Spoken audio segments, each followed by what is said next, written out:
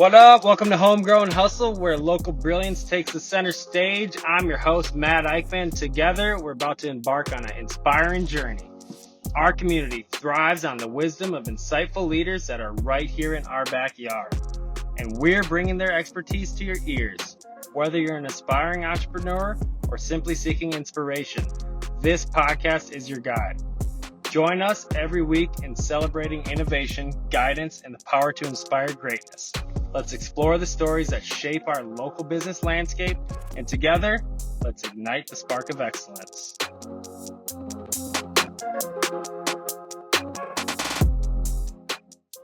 What's up, everybody? Welcome to the Homegrown Hustle podcast. I'm here with literally two of my favorite people in the world. They're right down the road from me here in Excelsior, Brian and Maud Duggan, the owners of Union Place Home and Interior Design, correct? That's the proper home systems. Nailed it. Home systems and interior design. You just left off. So close.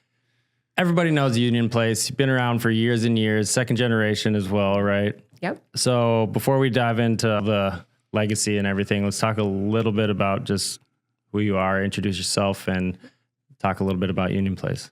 Great. Well, I'm Maud. I've been working at Union Place for 30 years, and I'm an interior designer, but we also do a lot of other things that you wouldn't maybe naturally think of with an interior design studio.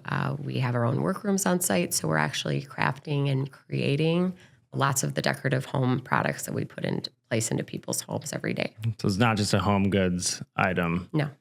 Highly customized and lots of attention to our crafts. Yeah, I'm Brian Duggan. So as you've picked up, we're married. So I run the home systems side of it. Home systems is not the legacy business, but it sounded better when we had to put the names together, home systems and interior design. But I run that. So I'm meeting with clients and helping, with whatever technology project that's out there. We do a lot with clients that come to us directly, but we're also part of teams for, bigger picture builders, remodelers, architects, other interior designers. A lot of our business is direct to the consumer, but we also do a lot of what people might call business to business in terms of where we're working as part of the team. Like with a custom build type of scenario? Yeah. So we both sides of the business have a lot of commonality in that area. So we might be working first part of the day directly with the client, and then the next day we're being called by a custom builder, project manager, maybe meeting on site, or maybe they're sending us a request for proposal for something that's starting from the ground up. But we've both, I think she does a lot with that too, as working as part of a team with other designers. Mm-hmm. And some of the things that we're able to, some of the unique things we do kind of lend itself to that blend, I think. So you're the OG, been doing this for 30 years, and you're like the technology component, which there has to be some type of overlap in today's homes, right? Oh, definitely. And that was really the impetus of coming together. Was it two separate entities and then it merged? No, actually, Brian was heading up a big box audio store here in town, and he was busy with my clients and I was busy with his. We had our first child and started thinking, why don't we do it together? And that's how that all happened. All right, so take me to that, because that's a big decision that a lot of people would make a different one. Yeah. So why did you choose to work together, and how's it worked for 25 years? Family business has always been, something that my family has really embraced. It's, Thanksgiving was always a meeting, and we figured out ways to make it fun, and it becomes the lifestyle you choose to have. And yeah, we kind of figured out ways to make it successful and enjoy each other's, at work and at home. And there seems to be very little delineation. People ask, do you stop talking about work at dinner? And I'm like, what else would we be talking about? It's kind of just one fluid Yeah, thing. I don't really, so there's no switch. So you've built your life and kind of interwoven it with your work, and that works for you. Yeah. So part of I was interviewing for basically to try to find a job doing what we are doing now. And I had some offers and some opportunities, but Maud sat me down and said, why would you want to work for somebody else? And I think I'm the best boss. Yeah, well, no, you've probably had a lot of people that have come through hear that, and there's challenges of doing that. The main challenge would be is Union Place at that time was not known for that. So when I came aboard, it was literally we had a closet that we still have where we're like, well, we'll set aside a little tiny bit of real estate and figure it out. I mean, I had no experience figuring out where to buy things, how to buy things. So what was Union clients. Place like before the technology got brought in? Solely interior design, focusing on. And how long was it ran before you took it over? Like how many years in the making are we talking? I believe its official start date was 1976. Okay. And so coming up on 50 years. Yes. Are we going to throw a party? We should. Okay. My mother would be Nice. very pleased. Yeah, I grew up in the business, hanging around, getting in the way, learning too. And was it just your mom, or were both your parents working in it together? Just my mom. And then, she had employees, but it was a very different business at that time. We didn't have any full-time employees when this first started. It was more of a way for her to support herself and me. I'm an only child. Send me to college was the big goal. She did that. And the business kept growing. But it was in college when I started learning more about her business, seeing that there's a huge opportunity for me there, ways to grow the business and turn it into something different. She had... Was that the plan when you went to college? No, it became my plan. What was the plan? I didn't know. I love studying economics. I have a degree in economics. But I also started taking business classes and started taking over doing the books on the business. So it was just interesting. So it was maybe the last couple of years of college that I got more and more involved and got more interested in what I could do with the company. I ended up going to Votech after my degree for upholstery. I was spending more and more time in the workroom, learning how things were fabricated, being able to estimate yardages and time that would be required for certain types of projects, really having a robust hands-on experience in the technical side of what we do. So that got kind of fun for me, figuring out that problem solving, being creative, being able to design with fabric right there and then with my own hands. Pretty fun. Were you like into art and that whole side of things, or? Somewhat. Because the business of design, like when I think design, I'm thinking somebody that's like a creative, and then making a creative business actually work. Like the creative mind doesn't always align with the business mind. Yeah, I guess I wouldn't say that You're cut from a different cloth. I'm much more of a manager. Okay. In many ways. I just spend a lot of time in sales, running the creative time I spend on a project is very small in comparison to the amount of time it takes to get a job done right. Putting it together, getting it delivered, being efficient, keeping quality all high. Logistics and that. The fun part is over very quickly. Yeah. Oof. Well, she's the way that our business is set up is, we sell things like that. So we might not be cash and carry. You might not come and take something off the showroom floor, but that's our business model. So we're not there to, sell time. We don't want to, we want to invest time to help make the right decisions, but we're not trying to prolong. Maud's very much proactive in getting to that final solution. We're not, there's a concept like paper architecture. If you're an architect and you have this fabulous thing on paper, you could be proud of it and you could have been paid to draw it, but if it never gets built, it's the same thing on our design. We're trying to get to the end. We want to get these things brought to life. There's so many decisions that can be made and conversations that can happen. So there has to be some type of pointedness to the conversation. Otherwise, you can just run in circles. Yep. Did you have to figure that out the hard way? It was pretty apparent. There are, and I think that's one thing that, sometimes designers get a bad name, in that the process and the hourly fees don't result in the solution that was needed in the first place. Our business model is very different. That's not how we're paid. We sell product. We don't have hourly fees. And so everyone's on the same page. We all want the same thing. If you're looking for new Roman shades, I'm here to help you get that done. And there's a lot of different people trying a lot of different models. The traditional model of obviously just hourly, but people are doing packages, people do online things like this. We see it a lot because Maud works with a lot of other designers. And, so she sees kind of both sides. She's working directly with a client, and then sometimes she's working with designers. And some of these designers they're super talented too, but sometimes they can live in there. There has to be some type of realistic delivery on whatever's being designed. Yeah. Because you can design the There's different levels in terms of, even on my side too, there's different levels of perfection that you're trying to achieve. So sometimes you hit a point where you're like, yeah, if I can invest a ton more time and money, maybe we get to something that's slightly better. And some people are always achieving that, but I think we're looking to get, we don't need to hit the pinnacle. I think there's a lot of people doing really good work out there.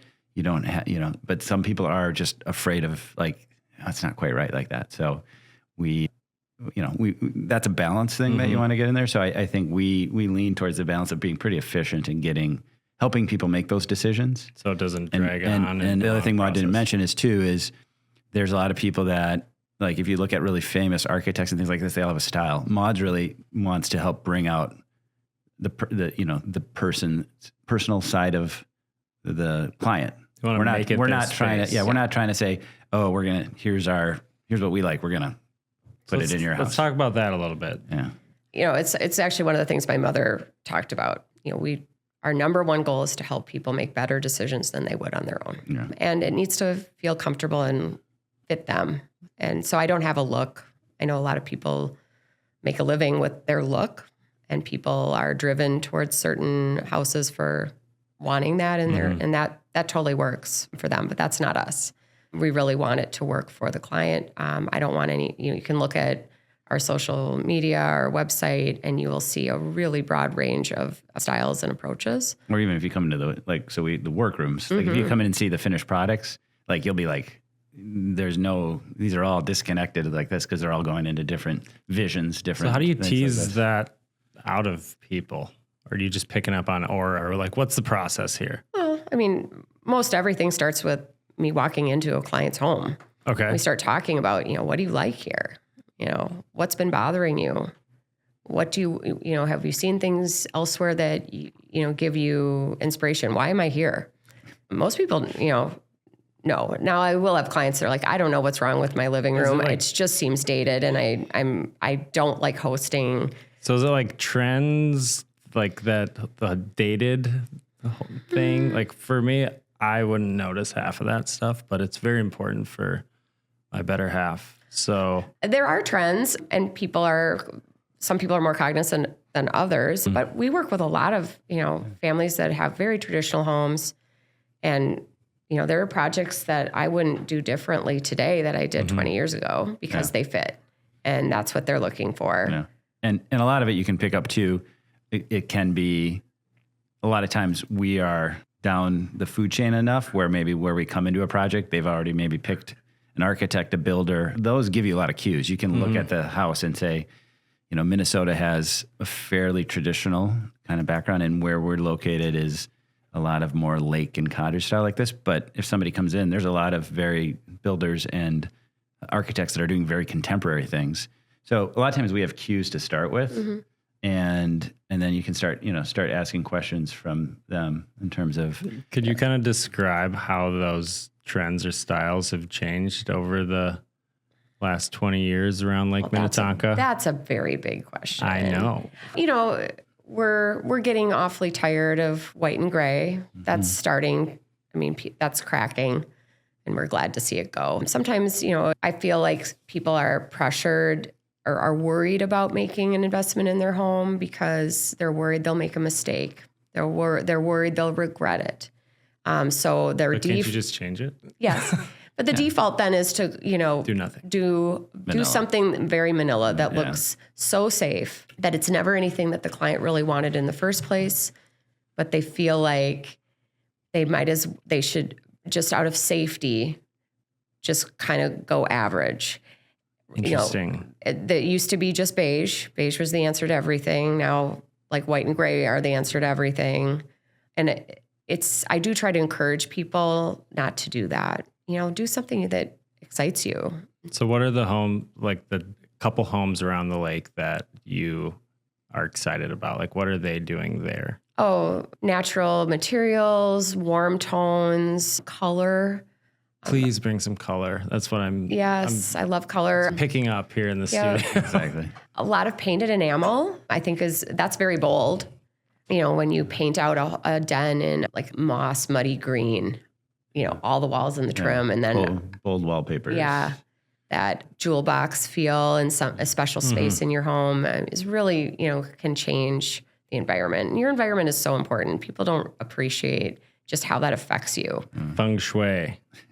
Well, yes, that's or part whatever of it. you want to call it. Just a place that makes you happy and putting an investment into that space. We'll walk into, I've always talked to my kids about, people that, you can have one family that lives in $1 million home and another family that lives in $1 million home. And they pay the same mortgage and they pay the same property taxes. But one is just in disarray, like absolutely no thought put into it. Everything's chaotic. Furniture is uncomfortable. There's no way to have the people in the room you want to talk to easily. And the other is, really refined and thought out and things are in order and spaces make sense. Why would you choose to live one way and not the other? Maybe some people don't know the other way. I don't know. We try to help. We're here. So that's two very different problems that you're solving for there. Same house, same clientele, you would think, but different on your end. Yeah. I do think, there are people that don't value high quality things in their own home, and those tend to not be our clients. We do look for people that, don't want disposable furniture. We want to work with people that want a level of quality that, their things don't fall apart, that they withstand, the way the family uses the furniture, pets, kids, is it cleanable? Is it going to look like it needs to be replaced in 6 months? We don't sell product like that. Yeah. I think there's been a little bit of a renaissance on that because there was a gap where, and just overall, not just in design, but where things where you just replace. And I think there's been a little bit of more of a mentality now. Maybe it's through vintage things and things like that, where you're another part of what we do is in terms of revitalizing things via recovering or doing things like that. So I think, there is hopefully a generation that's kind of new to embracing, hey, we're going to make an investment. It's not just a budget line item and we should just make it as a minimum. And that's true on the technology side too. Story that I always use is when your house, this can be on both sides, is there's certain things in your house that you're dating, and then there's certain things that you're marrying, like that. And you're simple things like your kitchen cabinets and things like that. But a lot of people on the technology side, they get so focused on something that's accessible and they get excited about that. But I'm like, you're only dating this thing. Maybe it's a TV, maybe it's a projector like this, but there's some things that are going in that are going to be, stand the test of time on both sides of what we do. Maybe you get new pillows later on like that, but that if you buy a quality piece of furniture or you're investing in the audio, things like that, there's things that are going to be around forever.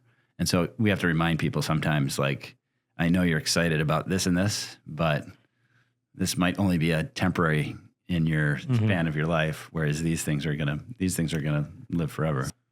Like technology and design, in my mind, they're like opposites. And you, before we hopped on, you were saying I don't remember how you said it, but pretty much if it could all be invisible, that's how you would want it. Favorite projects are the ones where you can't see anything that Brian did, yet it's magic. It is magic. That's ideal. That's the ideal How do we situation. do that? Yeah. Well, so there's, when we work in technology, there's a lot of, even just if you go to the niche of home technology, don't talk commercial things like that. There's different things where you can have somebody who focuses strictly on the performance, fidelity, things like this. And there's some people that want to do that. That's not what our company is built upon. Our company is built on design-minded technology. That's stuff that can live in harmony with the design. That's why we work together so well. Occasionally we'll have a client where we're going to have, and I'm not opposed to this, we have these destination rooms. And destination rooms are some things where maybe we abandon the idea of this has to blend purposely, where we're purposely making this room for listening to music, watching movies, things like this. And when you do that, then at that point, all bets are off. You can do some stuff if you want cool looking speakers that are 10 feet tall, and great, go for it. We can do that. We can't do that in every room. In technology is it's in every room of the homes that we do. So we need to have some balance in most of those other places like that. I'm all for when people are like, I'm going to put a TV here. Well, like the most common size TV now is 65 inches that we sell. If you put a 65 inch TV in every room, there's no differentiation. So people are like, well, I don't use this room as much, the room that I'm going downstairs, my home theater, my media room like this. But I'm like, yeah, you still want to make it a destination room. So maybe there is some pull, there's something different to, make a differentiation factor. But overall, there's enough brands out there that have their calling card is we are design-minded technology. And that's either totally hidden, can be invisible. There's a lot of cool things that you can do. There's lifts that bring things out and put them away when you're not using them. You've done like some James Bond type of design cool stuff like that. But there's even other tricks like that. Things like made to measure. So things that, hey, I'm already going to have a TV already. So what if I had things that perfectly match that? They look like an extension of the TV. There's things that can be custom color match. There's a lot of techniques that you can do for design-minded technology. And we can also do things that sometimes it's just about hiding in plain sight. We have one of our rooms in our showroom where we have that example where people come in and they're looking around for everything. And I'm like, the last place they look is like, it's right next to you. They just don't look, they just don't look for it because it's hidden in plain sight. So that's how we like it, right, Maud? That's how correct. That's how we like it. Like, I think everybody should have, should have technology accessible in their rooms. And again, most people like technology, but really what they want, they want music, they want TV, Alexa or whatever. Yeah, they want. That's hilarious. That's perfect. But a lot of that is making, the other thing is ease of use like this. The other fallacy that we have is people think that we work with people that are really like into technology. And that's not true. The people that are really into technology, they have their own path. They think they know what they're doing. And we do work with some people like that. But most of the people are looking for, hey, I need a partner, a pro. I need somebody who's can be my advocate and help me kind of get this one past the wife. Yeah, too. Yeah, but the idea that you can't have high performance and have that blend of still being technology forward it's a fallacy. And that's why we work well together. And we don't have to have two seats at the table where you have the AV and tech guy going, no, it's got to be like this. And then the designer saying, no, it can't be this. There used to be this thing where these guys are going to be button heads. And part of it is because we're a unique company, but part of it too is the vendors that we've chosen. There's a lot of vendors out there. We're not unique in terms of people desiring these things. So there's a lot of vendors, if you look at what we're proposing, that do cool things that are problem solvers like that. And so that's a big part of what we do. And that's kind of our favorite projects are things that have the wow factor because, you don't, it's unexpected. So I'm going to give you guys a for instance, and I want to see what you would say. So somebody's just moving to Lake Minnetonka for like a lake home, summer home for their kids or grandkids, and they want to build it so that it can be a good, enjoyable experience. How do you help guide them towards that? With interior design? Interior design, yep. And really both parts of your business. Well, we do an intake. It's like, how do you live? How are you? That's a deep question. Well, do you entertain? Gotcha. Do you cook dinner? How many people eat dinner with you regularly? How many people do you want to be able to comfortably seat for a special dinner? How old are you? Do we want to work on living one level? Do we want to think about one level? Is there other people in your family that have, issues with accessibility? Do we what's the vibe? How do you want to feel when you come home? Yeah. Well, I'll add one thing too, is a lot of things that we do is some areas we have to divide whether or not it's like we're going to give recommendations because there is some kind of best practices in terms of that we would do lean on. But then a lot of what she's getting into is there's some things like, an example would be as if somebody, do you want music in your dining room? That's a personal choice. And I'm not going to argue with somebody who says no. People are like, no, it's for conversation. Other people are like, no, I want it kind of vibey with the tunes and stuff like this. So it's separating out like how we should guide them in certain areas of best practices. And then what is really just saying, yeah, once you make I'm not going to be able to help you make that decision. You just need to give us some feedback on what you want to do, and then we'll run with it like that. So, but if there's areas in the best practices where we need to say, oh, no, we can't do that. There's lots of areas where we have to kind of correct maybe or help encourage them to remove the cringe from the idea. not necessarily cringe like this. We just need to help educate, like, here's why I might consider other choices. But if people are coming into a new build and they're not usually meeting with us until after a relationship's built with the architect, there's probably drawings already. They've at least started that process. And if they're needing our help, I mean, if they don't have any of those real specific demands, I mean, we're trying to make the interior complement the architecture of the home. Yeah. We've got a couple projects right now where we're working on both sides where a client's moving. And it's funny because the client that's left the house we get all the information on why they like this and we have to this. And then the person that's buying the house is like, why? Exactly. Like that. So it's like, it's kind of, neither of them are wrong. It's just a matter of kind of helping them achieve, like Maud said, make the decisions that are better than they would make on their own and help them guide them on the path towards completion. But yeah, you'll get somebody who moves in and they're like, I can't believe they have no window treatments in this whole house. I'm like, yeah, or there's no security system in this house. Yeah, they don't. Different people have different levels, and we have to kind of. So you can ask like a billion questions.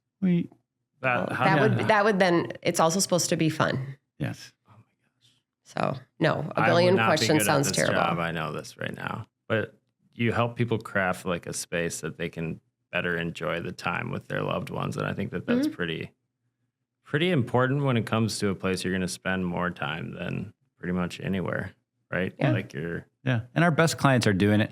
Our best clients are doing it for themselves. These people that are either doing it on spec or better for resale, things like that. That's a much harder problem to solve. So luckily, most of our clients are hands-on. They're involved in the process. They want the home to be specific for them. Do you see different like desires based off of like generations then there? Like a younger generation, like my age to... Well, I think, from the design standpoint or from the technology? Technology is very I would say no. I would say no. No. From a technology... is wrecked it. Everybody likes the same shit. Is that... on technology, it's very different. I mean, we help a lot of people that are maybe moving into their, one level living or things like that.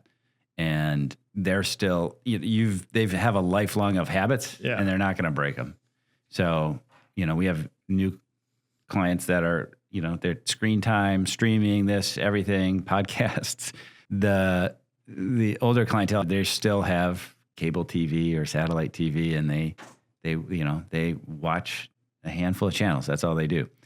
So you do get different needs, like generationally. Some people have had regrets with decisions they made in previous homes, so they've learned. Tell me about one of those. What's a regret? Yeah. Well, an example. And a lot of people actually kind of ping back and forth. They go one way and they're like, no, I want to go the other way this time. Yeah, regrets. No regrets. No regrets. I'll have to think about that. But also then people's families change. Your needs change. Children move out. We know. What's the cycle? So if somebody's living in a home, like what's the cycle for when they have you come and redesign spaces? What the time frame? Yeah. Like are you coming like, well, because is it trend based or is it functionality based? I can answer right away on that. The answer for that is it is different. So I have some people that like would do a yearly check-in, and that both. That's the model I'm selling all day. But both sides of the business are unique because the story and I tell this to everybody, but one of the stories is if you're building a house and you have all these people on your team, you have HVAC people, you have a designer, you have a technology guy, you have your builder, project managers, a plumber. Once the plumber's done, you don't want to have an ongoing like relationship with them like that. And you deal with that in terms of like your pest control. You have both sides. You have an immediate need or you have ongoing needs like this. So you're a little bit, different. But most people are like, I don't need the plumber coming back every year to help. It's only if it's a problem. Well, the design and technology, usually it's like there is like ongoing changes. So people do value a relationship with us in that way. And so I have some people that are like every year, like, what's new? What should I be considering? What should I be upgrading? It's just like it's more like your phone. I get a new phone every year. Every 2 years I get a new phone. And then we have some people that are like, nope, I'm done. And we don't hear from them very often. So I do have a spectrum of people, but ultimately I think we're positioned enough where every year Sony, Samsung's releasing new TVs. There's a new phone. There's new things like this. But again, it's those are the things, going back to what I said about those are things you're dating, you're putting new stuff in. So if some of the things we're doing, like if you're putting audio and things in the house, those are more permanent. But a lot of our clients do, at least ping us for upgrades and support over time. And I think on the design side too, you'll get people to be like, hey, I have a little project. I want to do, maybe she did the whole house, but maybe I want to do the powder room. I want to do like that. But you can weigh in on that. Yeah. A lot of, our business is built on repeat customers, long-term relationships, people that have worked with us for decades, or we've worked with their parents and now with them, and even 3 generations now. That's one of the benefits of being around that long. Being around, being consistent. And doing good work too, because you're not going to stay around and get that if you make the space really weird looking and awkward. Yeah, I can remember some of my very first clients, when I first started, and how I've continued to help them, where one little kitchen balance has turned into 3 homes over the course of 30 years. Yeah. Can you bring us to the first one you did? Do you remember? I don't know. Well, what was Pamela's first? Yeah. Well, she was one of them. And then, one of the very first people. Yeah. And these then, people have, supported our business, our family, and they've become friends, And Excelsior has changed a lot, like historic Excelsior, right? That is where we're located. We're in a 170-year-old building, and we have added on 170 years old. Is it the first house on Lake It is Minnetonka? one of the very first homes. It's one of the first homes. Yep. It's historic. Very. That's the front third. We've added on to it, but because Excelsior was what, 1850 something, 54. It's one of the very first houses. So what is it about Excelsior that makes everybody want to come to it? Well, it's a lot of great history. My family's always lived there. We love the main street, the community. It's such a cool vibe. Yeah. The historic nature of the buildings for sure. But there's also, it's a very small community. Did you know it's only 2 square miles? The actual city of Excelsior. Yeah. Some people have mailing addresses that are outside of that, but that's not in the city. Fascinating. Yes. So but it is like the city around the lake, right? Well, yeah. There's a lot of stuff going on. They built the new band shelter, which is in the Commons. That'll be great. We're actually sponsoring the fanfare on July 1st, which is... Let's talk about this. Sure. We're bringing out fanfare in the Commons is bringing out the Minnesota Orchestra for the second time. For a free concert in the park with our brand new band shell and new amenities. So that'll be great. We're excited to be one of the sponsors on that again. So that'll be fun. What was it like when you were growing up in Excelsior? Oh, it was fantastic. Was there a band shell? There was a band, and my mother was working, and when I was small, I would just sort of bounce around to different stores, go down to the beach. It still kind of has that vibe though. Yep. Yeah, but now they're all on Super 73s. After school at Excelsior Elementary, I would come home or down to my mom's store, and I would stop at all the different business owners that had free candy on the counter. And I would have, that was my daily snack. Yes. I felt I had to stop in and say hello. Yeah. And I had to ride, when I was growing up, I had to ride a couple miles on my dirt bike to get to like a Tom Thumb or a Snyder's or something. I had to earn it. She just was right on the corner. Yeah. And the beach was so fun, and the movie theater. She had a note from her mom. Because it's like a tourist, like people come to Minnesota. Yeah, it's a destination. For Excelsior and the lake, really. Mm-hmm. There's a lot of cool neighborhoods around there too, but Excelsior has that vibe with the business and the restaurants and, just the entertainment stuff. They're trying to make it, our goal is, a lot of people look at it as an event town because they do a lot of events. They have a lot of activities like this, but there's been more and more influx with some of these new buildings, like with the parking lot and things like that. They're trying to get more people to live there and office there so that you don't see this tax checks like this. Yeah, because we consider ourselves a retailer, but we're not the same as the clothing stores or the restaurants and stuff like that. So it's a balance with all the historic buildings and everything that are there too. The city works really hard on that, and our chamber is very strong. So that's been something we've always been involved in. You're involved in everything, Mom. Every not every organization. No. Do you have a lot of? What are the things that you are involved in? Because I know there's a couple that we're going to touch on that we're pretty excited. Well, my mother has been in Rotary in Excelsior, the Excelsior Morning Club. She was one of the founders, actually.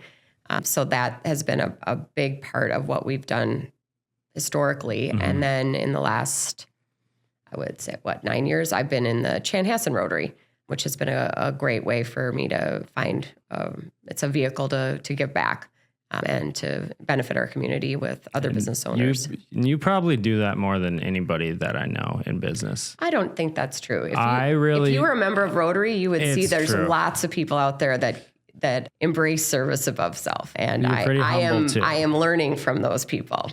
Yes. But you're giving so much because like your business is now in a position where you can do that, right? You've got employees and all that, but also like there's financial ways of certainly supporting your community, but it's also just time. It's mentoring students. That doesn't cost $1. Those sorts of things really make a huge impact. I serve on a board at Humanity Alliance, which focuses on food insecurity in our community. Serving on a board does not cost $1. It just means it's something that I really feel is part of what I need to be doing in order to be a happy person.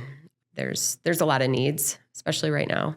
Mm-hmm. And yes, I have the support of my business, support my family to make those differences. So it's part of what I do. So the Imagination Library. Oh, yes. This is one we're very excited. It's one of the newer things that you've brought to the Carver County. Let's talk about it. How's Dolly Parton? Over 30 years ago, Dolly Parton started Imagination Library as a way to deliver free books to children under 5 to improve literacy and to improve school readiness. And Minnesota has been very slow to realize Shame that this on you, is, Minnesota. I know. And literacy has been in the news. We're solving Minnesota problems. We are trying. Okay. So you need to have an affiliate that pays for the postage in order to qualify for the free books. And Carver County and many counties in Minnesota are not covered and so cannot participate in her free book program. So we started that just last fall through our Chanhassen Rotary. And so far, I think we have grown to cover about 50% of Carver County. We need more sponsors and more families to sign up, but we have 1,100 kids signed up already since just last fall. And these are all kids under the age of 5, and they get a book every month. Correct. At no charge. From 0 all the way until they turn 5, which kids like opening stuff, like everything's a present. Of course. When you're that age. And so having that and the excitement around reading, which is, it's a problem. It is a problem. Which people don't think it's a problem because it's like kind of overthought, but it is a problem. Yeah, the statistics are not looking good for school-age children and their reading skills. And so encouraging early reading, bringing those kids to kindergarten ready to read or already reading, prepared to read, and having families in the habit of reading to their children and encouraging daily reading is key.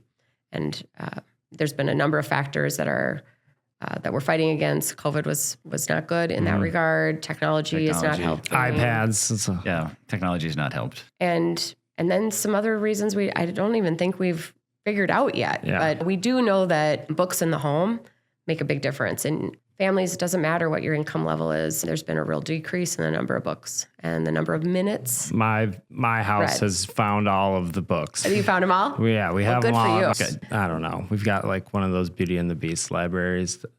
It's not quite like that, but we've got so many books. No, that's great. I know. I remember my parents, I'm sure, got rid of all those books that I still have like those Kodak moments. I can remember all the books that I remember reading over and over again like that. And when our kids, they had books like this, but not to the same level. And I think it's just been diminishing. So because parents are just on social media and throwing a television on instead of reading a book. And entertainment and engaging with your child has evolved from this story that we create in our minds and on the page here to technology. Yep. Yes. But you have to integrate that into the house sometimes too. I don't think I get blamed too much on that because most of that stuff is people are just picking those things up on their own. It's like they're showing up from their phone, their iPad. So with Imagination Library, we're looking for some some more sponsors. Absolutely. All right. So talk to this camera right here. Okay. Let's do a pitch. Here's the pitch. In every community that we're in Carver County, we're hoping to find 10 businesses that would commit to $500 a year. And then we'd have the whole county covered immediately. That's it. That's easy. So what areas are we talking about? We just opened Waconia. So we got Waconia. Norwood we're not into yet, but if we could. If we have 10 businesses, we're done. Yes, easy. We're in Chaska. We're in Excelsior, Tonka Bay, Chanhassen, Victoria, and Waconia. And yes, that's correct. And 10 businesses in all those areas, and it covers the entire county. Yeah. It seems very doable. It seems within our grasp, yes. So, and we already have tons of great sponsors, including other Rotary clubs in the community that have joined forces, a number of Lions clubs, Excelsior Title, Chad Babcock, who I know is coming on your podcast soon with State Farm, is a great sponsor. So it's an easy story to tell. Oh, and Andrew Biscayne. Yeah. And also, if you want to think of it as it's a built-in matching grant. You're covering the postage. So you've already got somebody who's really, when you're donating your $500, that's a multiplier effect. You're really bringing about $2,500 of value to your community with a $500 donation. Like that. So that's a great way to look at it, because there's a partner ready to give that extra money. All we need is, like you said, the 10 people at $500 per community. We're going to do it. Is Abracadabra going to be a sponsor? 100%. Yay. More than $500 though. Even better. We've got some things planned, because this is something that, like, when we're talking about future generations, that is way more of a value than $2,500, right? So even that multiplier, like the value of those next generations, that's really what it's all about, and Agreed. What the what we're building the community for is so that it's sustained. Like Excelsior way back when, if they didn't build it how they did, maybe it's not Excelsior. Right. So that's something I get behind, and having children in that age group. You do. Like, I can really understand that, because, like, not everybody reads as many books as my family, and not everybody thinks about it that way. Sure. But this kind of makes it easy, especially for, like, the lower income type of scenarios, because books are not cheap. No, they are not. No. Like, they can be silly expensive sometimes, and your kid doesn't care regardless. Yeah. Nope. Yeah. So that book comes in the mail with the child's name on it every month. And it's theirs too. So that level of ownership for a kid, like, that means something, even if they're going to get it for the next 60 months. Yes. So we're going to get all the businesses. Are we expanding outside of Carver once we do that? Absolutely. We've actually had a great meeting last month with some librarians and community leaders in Scott County, and figuring out how we can support them to grow, because there is not any access to the program in Scott County. There's also not a single affiliate in Ramsey. It's really... So you're not... It's so obvious, because I know you well, but, like, you're not doing all this just so that you can get your business name out there. You're doing it because you see a problem and you want to make an impact. And that's so freaking cool, because a lot of businesses and business owners just aren't like that. Well, to give a testament to Maud, and this is also going back to, as business owners, as people in general, I understand everybody gets asked all the time to donate for all these things like this. But we I see we have two avenues of kind of philanthropy. We do ask, and as a business, we do donate, sponsor, and things like this. But that's not where Maud's heart lies. It's the one she's putting her time into it. And those are things where really our name, Union Place, doesn't get attached to what she does for Rotary, what she does for Humanity Alliance, what she does for all of the organizations that fall under it, where she's mentoring people like this, like that. That's just her doing it because she feels she wants to make the world a better place, and it fulfills her. The little sponsorships to be a silver sponsor or a diamond sponsor, or like throwing that, money at something that's great, like that, and we want to help. We need that too. Yeah, we do. Like that. And we're happy to put our name on it. And we're happy to put our name on it. And it's great if it's an advertising aspect. But the things she's doing and putting all her time and effort to is not if you ask most of those people where she worked, they would not have an answer. I don't know. It's Maud, they would say. So it's totally it's two parallel tracks of philanthropy that we're doing like that. So. I don't know how you keep it all organized. How do you do it? I've got good help, and I don't know. It's not. She maximizes her time. When you ask her like this, there is.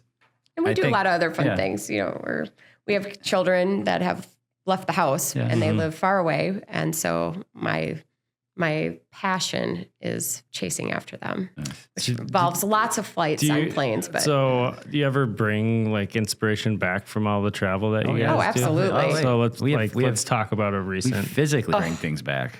I just last weekend spent 5 days in Amsterdam with my daughter celebrating her 21st birthday. And it's actually She's her today. It's her birthday actual today. birthday Happy today. Happy birthday, Lucia. Fun. Lucia Duggan. And we were really lucky. We stayed at the most amazing hotel called the Soho House. It was so, the finishes, the history of the building, the tile on the floor. Lucia she helps us with social media with our business. And she was laughing at me because I was in the bathroom taking pictures of sconces to send, which were perfect for a project I'm working on at Lake of the Isles. What's a sconce? I'm It's sorry. a light fixture mounted to the wall. Yeah, I knew that. Yeah, okay. We'll help you. So yeah, everywhere I'm going, I was taking pictures of the upholstered headboard in the in our bedroom. I thought the curve and the way they did the seaming was perfect. Yeah. I And in look this- in that scenario, and you're looking at. Oh, I very am not different looking for bed bugs. But- That's terrible. What happened? Yeah, we're totally different. We have different lenses. that Yes, we're looking very through like much this. so. No, Oh, it's so much fun. We've brought back, like, if you find things, and we have things in our showroom that Oh yeah. we I found a great tassel resource for these Yeah. handmade woolen tassels in Cabo. I've been there twice just to come back with a suitcase full of them that we put into our projects. Absolutely stunning. bags. We've brought an art back from This is overseas, amazing. like this, like that. It's cool. No, I mean it's cool. I mean, the traveling does offer a lot of inspiration like that because there's a lot of been people living for a lot longer than we have in the United States that have a lot of cool stuff. So less vanilla in other countries. Yes. Than, Oh yeah. Yes. A lot more history. What's our We're problem? a new country. Yeah. Why do you think that is? Other than just being Why? new, like why are we so like vanilla with the design? America has a, obsession with fast and new and replace. Big.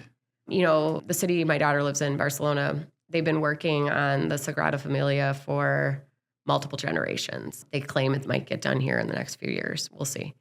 I don't know. Americans have the patience for anything that takes multiple generations to complete. Yeah. Do you? Well, even if you look at like, Depends on which lineage. yeah, Maybe Certain certain people. but like, But for a community to put that type of money maybe probably not a community. into a beautiful building that won't be completed. Ever, it seems like. It might be. well, but we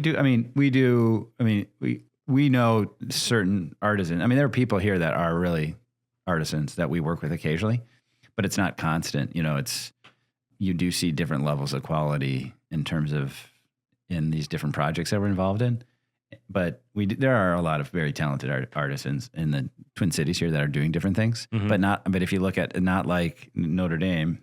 Yeah. I mean, look what that fire. They burned down. They didn't like, well, we're going to put something modern there. But that ignited a whole new trend for young people to go into those artisan crafts and skills. Because now there's a need for it.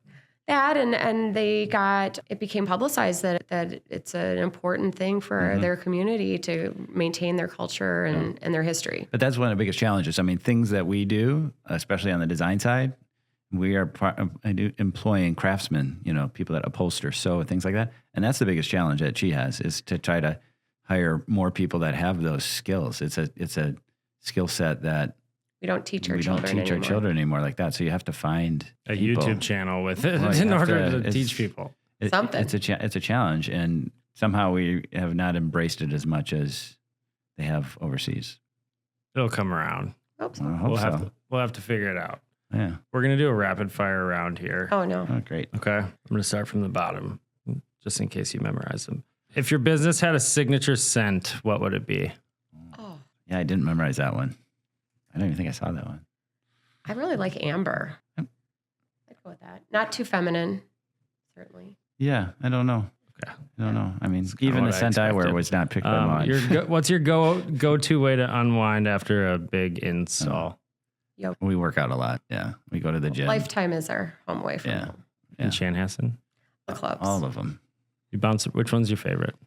Ooh, that's so tricky. It depends on what I'm doing, but Eden Prairie, Minnetonka, Edina. I go to the Chan. Chanton one, but We've noticed you're there ahead of it before us. yeah, Early in the morning. they're pretty early like that. But you don't have a favorite one? No.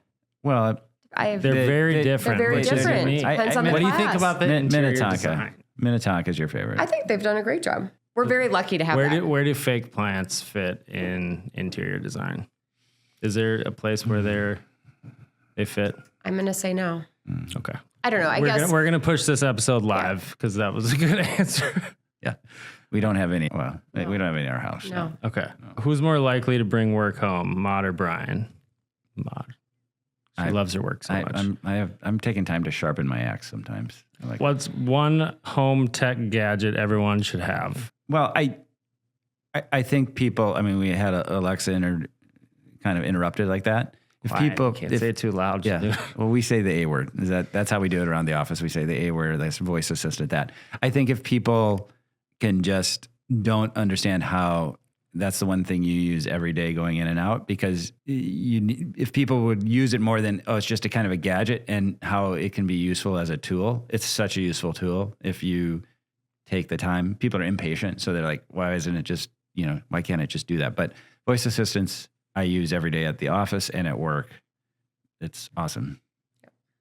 Can have it control shades, control lights, temperature. Yeah, it's great for locks. Magic. We come home, we say A word, Main level lights. Main level lights. It's so freaking cool. Like 25 years ago, that shit did not exist. Yeah. And It was like a sci-fi movie. I watched a movie. I'm pretty sure it was a Disney movie on this, and it did not turn out well for anybody. Yeah. Well, even stuff like that are linked on your accounts, like even the ability just to drop in, people don't understand. Like people ask, well, what happened to intercoms and stuff? Well, with these voice assistants, we'd be at our office and we'd say, hey, drop in at, our daughter's place in Barcelona, our home. You just start like talking to them. and you can just Be start like, talking. hey, are you home? And people are like, what? They think it's insane. It is pretty cool. It's pretty That's simple. some Harry it's pretty Potter cool. type It's shit, cool. People man. are like, wait, you can just talk. You're like, yeah, we're just talking to him right now over. Yeah, it's pretty crazy. You don't get the option to not answer here. I'm just Okay. going to talk to you. Right? Yeah, that's we did that when our kids were kind of the age where we could leave them home alone, but we still had to check in on them. We do it all the time. Hey, like that. so Alexa, seal of approval, or just voice, because there's other Voice options. control. There's different levels like this. We'll see. Alexa's going to become supercharged.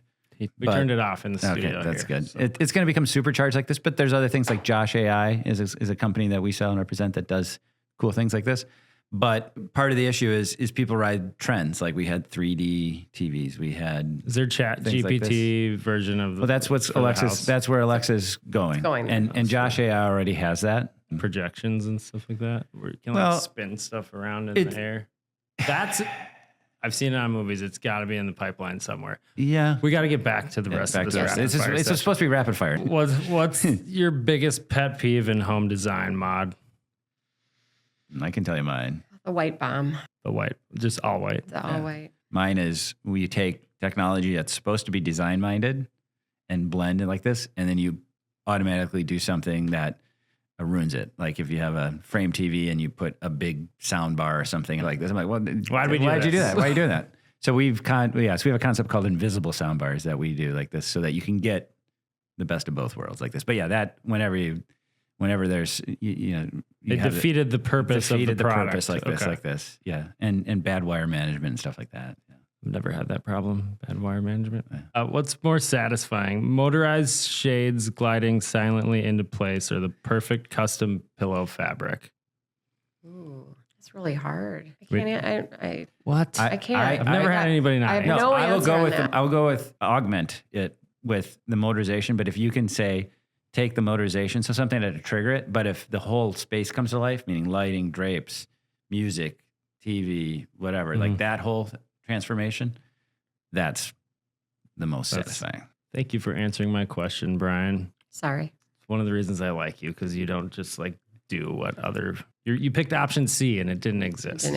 What's a design trend you're totally over? Can't say white bomb again. I can't say 'cause you white bomb already- again. You already used that. I've never heard that term until today. The white bomb. I can see the type of home in my mind though, because I've been in dozens of them.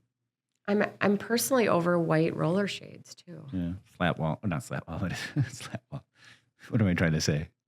Shiplap? Shiplap, I think, is. It could be done with shiplap. It can be done with shiplap. I think it's been done poorly, too much. So, What's the smartest thing in your home? other than your husband, we went in different directions there. Technology is not quite smart enough yet to do that like that. So, I mean, human intelligence. I mean, she's right. We're not there yet. I got two more questions. One we ask everybody else. The other one, I think you're the only person qualified that I know to answer. No. What's going on with the pillow chop?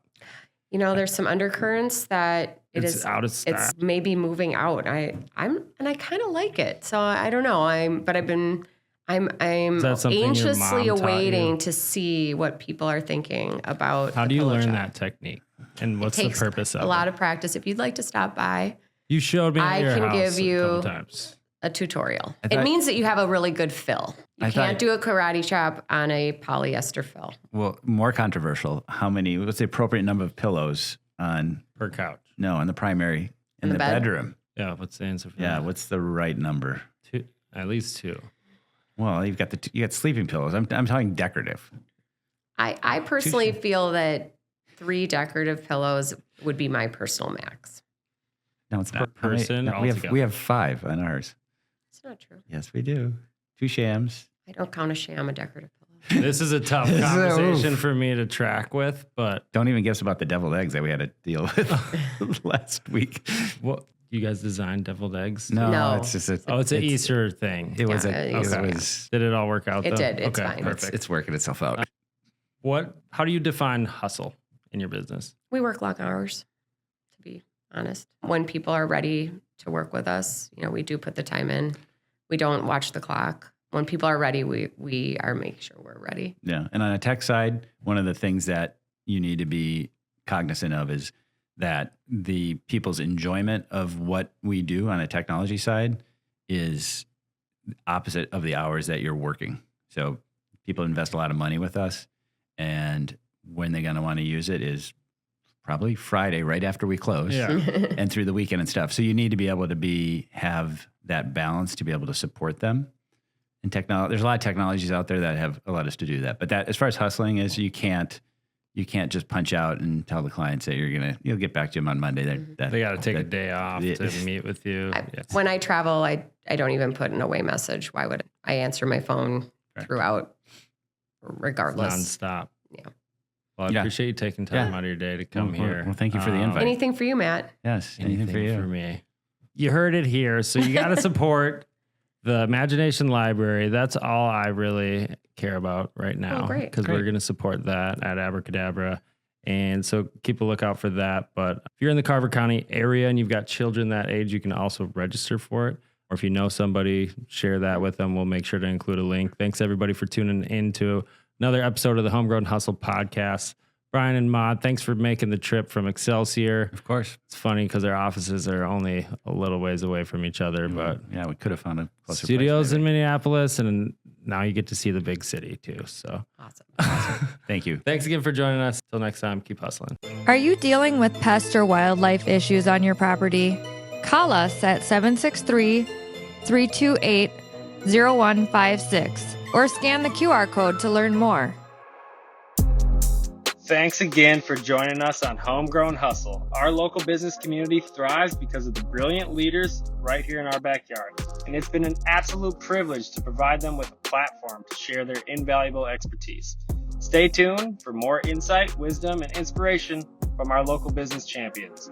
Don't forget to subscribe, rate, and review us on your favorite podcast platform. Together, we'll continue to nurture and expand our homegrown success stories.